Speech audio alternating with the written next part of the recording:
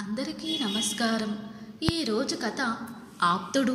రచన కటుకోజువల మనోహరాచారి గారు. ఇంకా స్టోరీలోకి వెళ్ళిపోదామా? వేగంగా వస్తున్న కారుకు అడ్డంగా నిలుచుని చెయ్యి ఊపుతున్నాడు ఓ వ్యక్తి. ఆపండన్నట్టు నేను కారు స్లో చేసి ఏమిటి అన్నట్టు చూశాను. నడి వయసు వ్యక్తి. అతను రైతులా ఉన్నాడు. నేను కారు ఆపగానే నా వైపు వచ్చి, జరగా గోపాలరావుపేట దాకా ఈ ముసలోన్ని తీసుకుపోవాలి సారు, గాడ సర్కార్ దవాఖాన కాడ దించిపోతే చాలు అన్నాడు రోడ్డు పక్కన కూలబడి ఉన్న వృద్ధుని వైపు చూపిస్తూ. నేను అతన్నే చూస్తూ, ఏ బస్సులు లేవా? నా కారులోనే ఎందుకు ఎక్కించుకోవాలి అన్నాను.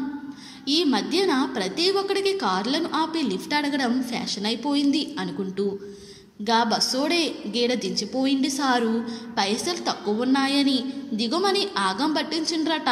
కాలు జారి కింద పడ్డాడు. కాలు కదిలెత్తలేడు. ఇరిగిందో పాడో. గీనుకు ఎవరు లేనట్టున్నారు సారు.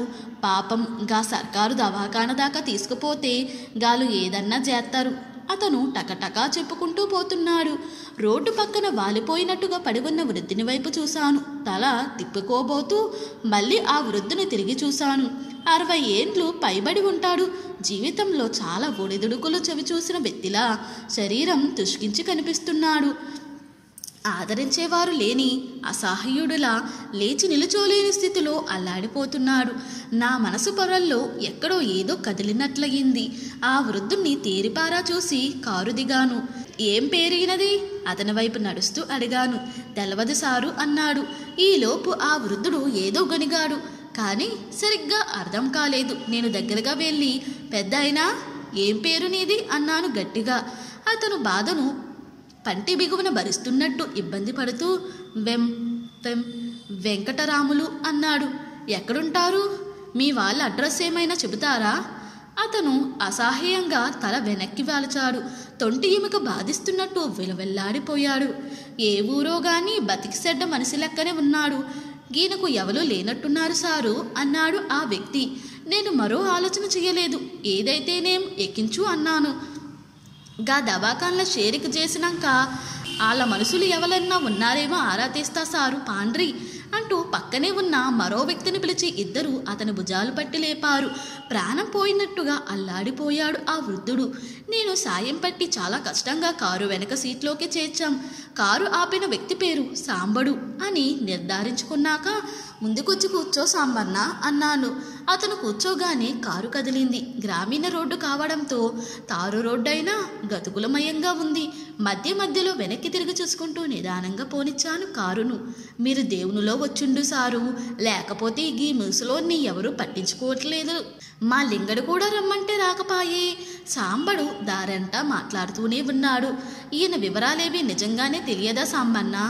లేదు సారు, ఈ నిధిగా పెగడపెల్లి అని ఎవరో చెప్పిండ్రు. జర 10 మందికి తెలిసిన మనసు అయి ఉంటాడు. తెలుసుకునుడు కష్టమేం కాదు. మధ్య మధ్యలో పెద్ద ఆయనకు ధైర్యం చెబుతూ ముందుకు సాగుతుంటే గోపాలరావుపేట వచ్చింది. ప్రాథమిక ఆరోగ్య కేంద్రం రోడ్డు పక్కనే ఉంది. కారు దాన్ని దాటి వెళుతుంటే, అగో గదే సారు, దవాఖానా ఆపుండ్రి సాంబడు అరిచాడు. నేను కారును ఆపకుండానే, సాంబన్న నీకేం పని లేకపోతే ఈ పూట నువ్వు నాతోనే ఉండు. ఈ పెద్ద ఆయన్ను కరీంనగర్ ఆసుపత్రిలో చూపిద్దాం అన్నాను నిదానంగా. సాంబడు కంగారు పడ్డాడు. అయ్యో సారు, నా కాడ పైసలు లేవు. గంత దూరం వచ్చి నేనేం చెయ్యాలి? అయినా మీకెందుకు లొల్లి? గాలికోయే కంప, గీ దవాఖానలెత్తిపాయే అన్నాడు. తొందరపడకు సాంబన్న, ఎట్లాగో ఓ మంచి పనికి దిగినావు. పూర్తిగా చేస్తేనే కదా ఫలితం ఉండేది. పాపం పెద్దాయనకి ఎవరున్నారో లేదో అంటున్నావు. నువ్వే పెద్ద కొడుకు అనుకో అన్నాను అతని మనసు మార్చే ప్రయత్నం చేస్తూ. ఏం పెద్ద కొడుకో ఏమో, నా కాడైతే పైసలు లేవు అన్నాడు రెట్టిస్తూ. పైసలెందుకు సాంబన్న, నేనున్నా కదా, నువ్వు నాతో ఉండు చాలు అంటూ రోడ్డు బాగా ఉండడంతో స్పీడ్ పెంచాను. పైసల విషయం ఎత్తకపోయేసరికి సాంబడు కూడా సైలెంట్ అయిపోయాడు. 40 నిమిషాలకు కరీంనగర్లోని లక్ష్మణార్దో పెడిక్ సెంటర్లో అడ్మిట్ చేశాము. డాక్టర్ ఆపరేషన్ థియేటర్లో ఉండడంతో 2 గంటలు నిరీక్షించాల్సి వచ్చింది. అప్పటికి చీకటి పడి ఉండడంతో ఏం చేద్దాం సార్ అన్నాడు సాంబడు నిరాశగా. అతనికి ఇప్పుడిప్పుడు ఆ బాధ్యత నుంచి విముక్తుడైతే బాగుండు అన్నట్టుంది. అతని స్థితిని అర్థం చేసుకున్నాను. వాళ్ళూరికి బస్సులో వెళ్ళడానికి గంట పడుతుంది. సాంబన్న నా ఫోన్ నెంబర్ తీసుకుని నువ్వు వెళ్ళిపో. నేను ఏ రాత్రి వరకైనా పెద్ద ఆయనకు ఎక్స్రే తీయించి అవసరమైన చికిత్స చేయిస్తాను. నువ్వెట్లాగైనా వాళ్ళ కుటుంబ సభ్యులు ఎక్కడుంటారో కనుక్కొని వాళ్ళకు తెలియజేసి నాకు ఫోన్ చేయి అన్నాను. సాంబన్న మొహంలో భారం తొలగిపోయిన భావన కనిపించింది.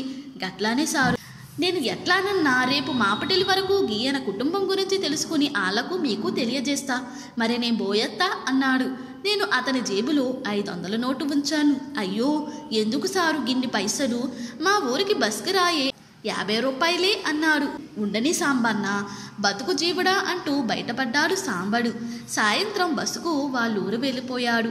నేను నా భార్య జ్యోతిర్మయికి ఫోన్ చేసి విషయమంతా వివరించాను. 2 గంటల తరువాత డాక్టర్ వచ్చాడు. నిదానంగా పరీక్షించాడు. ఎక్స్రే రిపోర్టు వచ్చింది. కుడివైపు తొడభాగం నుంచి తొంటి వరకు పగులు ఏర్పడింది. 50 రోజులు కదలకుండా పడుకోబెట్టాల్సిందే అన్నాడు డాక్టర్. పాదం నుంచి తొంటి వరకు పీఓపీ కట్టు కట్టారు. 1 రోజుల పాటు వాడాల్సిన మందులు గట్రా రాసిచ్చారు. అన్నీ పూర్తయ్యేసరికి రాత్రి 10 గంటలైంది. అప్పటి వరకు అలసిన శరీరం బెడ్ మీద ప్రశాంతంగా నిద్రపోతున్నది. తెల్లవారితే గాని ఆయన కుటుంబ వివరాలు తెలిసేలా లేవు. సాంబడు ఏదైనా సమాచారం ఇవ్వచ్చు. అప్పటి వరకు ఎలా? పళ్ళరసం ఆహారంగా ఇచ్చి ఆ రాత్రికి నేను ఆయనతోనే ఉండిపోవడానికి సిద్ధపడ్డాను. మర్నాడు ఆఫీస్కు సెలవు పెట్టి మధ్యాహ్నం వరకు వెంకట్రాములతోనే ఉండిపోయాను. ఈలోపు ఆయన ఏదైనా మాట్లాడతాడేమోనని చూశాను. కానీ ఇంకా నీరసంగానే ఉండడంతో ఏమీ మాట్లాడలేకపోయాడు. అయినా 1-2 ప్రశ్నలు వేసి చూశాను. కానీ అసక్తత వల్లనేమో కన్నీరు కారుస్తూ పైకి చూస్తూ ఉండిపోయాడు.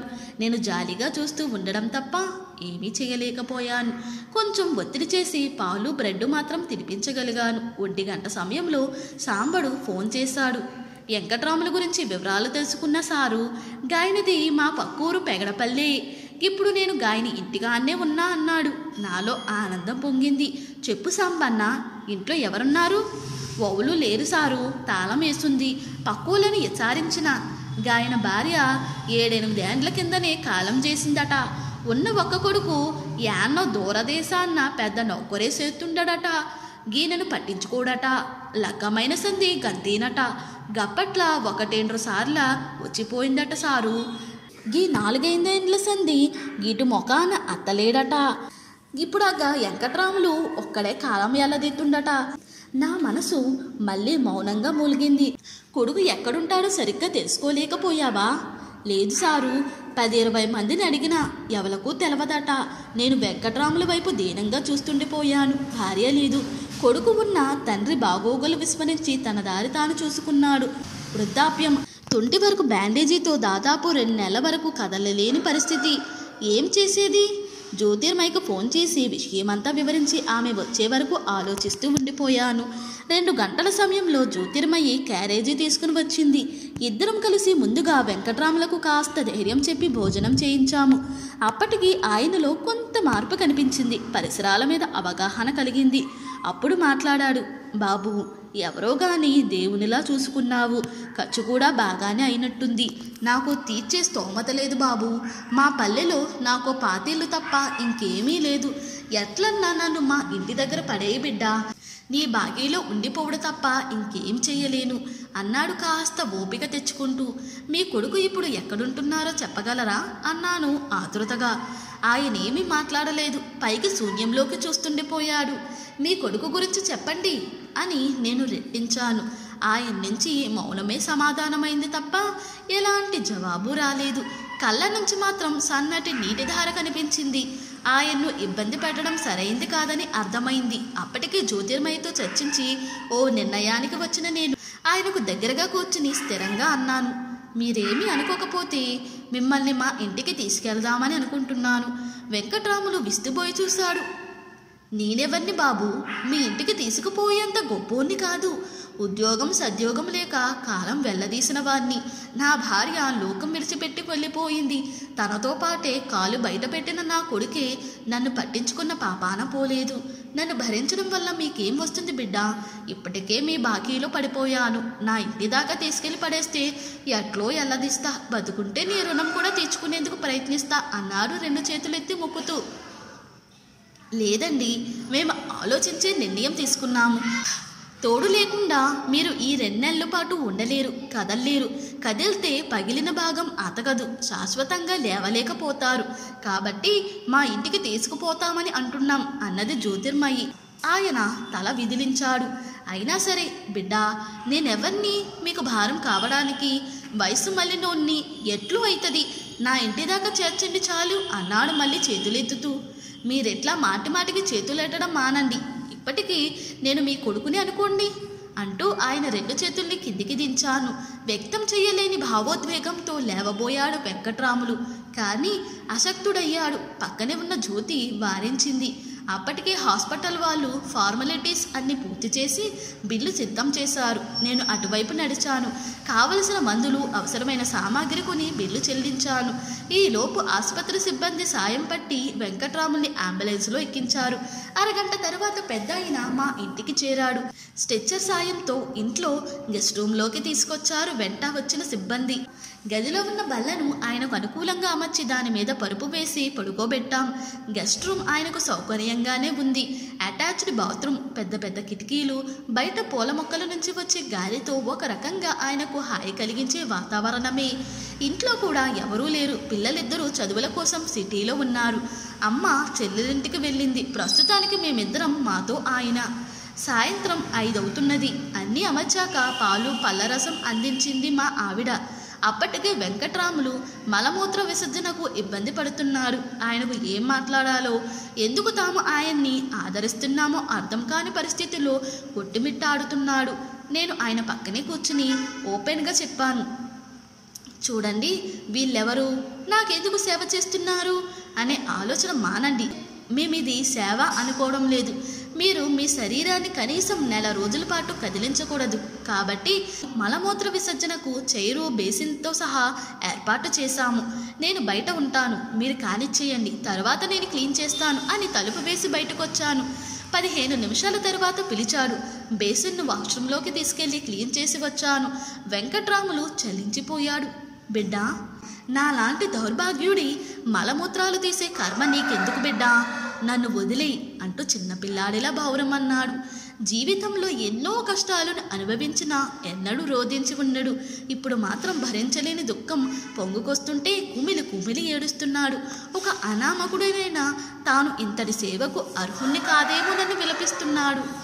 నేను ఆయన్ని ఓదార్చే ప్రయత్నం చేయలేదు. కడుపులో ఉన్న దుఃఖం మంచుగడ్డలా పూర్తిగా కరిగిపోవాలని చూశాను. ఏడ్చి ఏడ్చి కాస్త ఉపశమించాక నెమ్మదిగా దగ్గరికి జరిగి ఆయన పక్కనే కూర్చున్నాను. మనసులో ఉన్న సందేహాలు, బాధలన్నీ దుఃఖం రూపంలో వెళ్ళిపోవాలని ఆగాను. ఇంకా ఏడవాలనిపిస్తే ఏడవండి. రేపటి నుంచి మళ్ళీ మీకు దుఃఖం రావద్దు. మిమ్మల్ని పూర్తి ఆరోగ్యవంతులుగా చేశాకే మీ ఇంటికి తీసుకెళ్తాను. ఇక ఏ సందేహాలు లేకుండా హాయిగా నిద్రపోండి అని లేచాను. నేను బయటకు వెళ్ళబోతుంటే వెనుక నుంచి చెయ్యి పట్టి పిలిచాడు. బిడ్డా, ఈ ఒక్క ప్రశ్నకు జవాబు చెప్పు, లేకుంటే నేను నిద్రపోలేను అన్నాడు వెంకట్రాములు. నేను ఇంజనీరింగ్ చేస్తున్నప్పుడు మిమ్మల్ని కలవాలని వస్తే ఆ కాలేజీని మీరు ఇతరులకు ఇచ్చేశారని విన్నాను. వేరే ఏదో కాలేజీలో పార్ట్ టైంగా పనిచేస్తున్నారని తెలిసింది. అయితే అక్కడా దొరకలేదు. ఎక్కడుంటున్నారు ఎవరూ చెప్పలేదు. అప్పటి నుంచి ఇప్పటికీ మీరు నా మదిలో మెదులుతూనే ఉన్నారు. నాకు ఉద్యోగం వచ్చాక కూడా చాలా ప్రయత్నించాను. ఎక్కడా మీ వివరాలు తెలియలేదు. నా అదృష్టమో దురదృష్టమో మీరు ఈ స్థితిలో దొరికారు. నేను క్షణమాగి అడగండి అన్నాను. నువ్వెవరు? ఇంత ఖర్చు శ్రమను భరిస్తూ నాకెందుకు సేవ చేస్తున్నావు? ఇది మాత్రం చెప్పు బిడ్డా. నేను నిమిషం పాటు మౌనంగా ఉండిపోయాను. మా నాన్న కళ్ళ ముందు మెదిలాడు. మనసు ఉద్విగ్న స్థితిలోకి మారుతుంటే నెమ్మదిగా మనసు విప్పాను. 20 ఏళ్ల క్రితం మీరు విద్యార్థి జూనియర్ కళాశాల నడుపుతున్నప్పుడు నేను ఆ కళాశాలలో ఇంటర్మీడియట్ విద్యార్థిగా మీకు శిష్యుణ్ణి. గణితంలో నా రాతను గీతను మార్చిన మీరు నాకు గురువులు. మీరు లేకుంటే ఈరోజు నేను ఎట్లా ఉండేవాణ్ణి కాను సార్ అన్నాను. వెంకట్రాములు బ్రుకటి ముడివేసి చూస్తుంటే కొనసాగించాను. మీకు గుర్తుందో లేదో సార్, నాకు ఎంసెట్ పరీక్ష రోజే మా నాన్న చనిపోయాడు. నేను ఆయన శవం దగ్గర ఏడుస్తుంటే నన్ను పక్కకు తీసుకెళ్లారు. నా పేదరికాన్ని గుర్తు చేశారు. మా కుటుంబం పట్ల నా బాధ్యత ఏమిటో గుర్తు చేశారు. అనారోగ్యంతో చనిపోయిన మీ నాన్న తిరిగిరాడు. కానీ మీ అమ్మను చెల్లెను చూడాల్సిన బాధ్యత నీదే అని చెప్పారు. అందరినీ ఒప్పించి బలవంతంగా నన్ను మీ బైకు మీద కరీంనగర్ తీసుకెళ్లి ఎంసెట్ ఎంట్రన్స్ రాయించి తీసుకొచ్చారు. ఆ తర్వాతే అంత్యక్రియలు చేయించారు. దాని ఫలితమే నేను పంచాయతీ రాజ్ శాఖలో ఇంజనీర్ను అయ్యాను. చెల్లెలి పెళ్లి చేయగలిగాను. ఈ రోజు ఈ స్థితిలో ఉన్నాను. నేను ఇంజనీరింగ్ చేస్తున్నప్పుడు మిమ్మల్ని కలవాలని వస్తే ఆ కాలేజీని మీరు ఇతరులకు ఇచ్చేశారని విన్నాను. వేరే ఏదో కాలేజీలో పార్ట్ టైంగా పనిచేస్తున్నారని తెలిసింది. అయితే అక్కడా దొరకలేదు. ఎక్కడుంటున్నారో ఎవరో చెప్పలేదు. అప్పటి నుంచి ఇప్పటికీ మీరు నా మదిలో మెదులుతూనే ఉన్నారు. నాకు ఉద్యోగం వచ్చాక కూడా చాలా ప్రయత్నించాను. ఎక్కడ మీ వివరాలు తెలియలేదు. నా అదృష్టమో దురదృష్టమో మీరు ఈ స్థితిలో దొరికారు.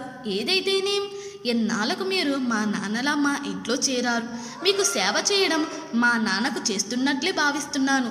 ఓ క్షణం ఊపిరి పీల్చుకొని, నా ఈ జీవితం మీరు పెట్టిన భిక్ష సార్. నా కంఠంలో అదో రకమైన ఉద్విగ్నత, మొహంలో ప్రసన్నత తాండవిస్తుండగా ఆయన చేతిలోనున్న నా చెయ్యిని మరింత బిగించాడాయన. పక్కనే నిలబడి కొంగుతో కన్నీళ్ళొద్దుకుంటున్న నా భార్య జ్యోతిర్మయిని దగ్గరకు పిలిచాడు. ఆమె చెయ్యిని తన ఎడం చేతిలోకి తీసుకున్నాడు. ఇద్దరు చేతుల్ని తన 2 చేతుల్లో బిగించి పట్టాడు. ఆ బిగింపులో వేనవేల భావాలు పలుకుతున్నాయి. ఇంతటితో ఈ స్టోరీ ముగిసింది. ఈ స్టోరీ కనుక మీకు నచ్చినట్లయితే మరియు నా ఎక్స్ప్లెనేషన్ కనుక మీకు నచ్చినట్లయితే ప్లీజ్ లైక్, షేర్, సబ్స్క్రైబ్.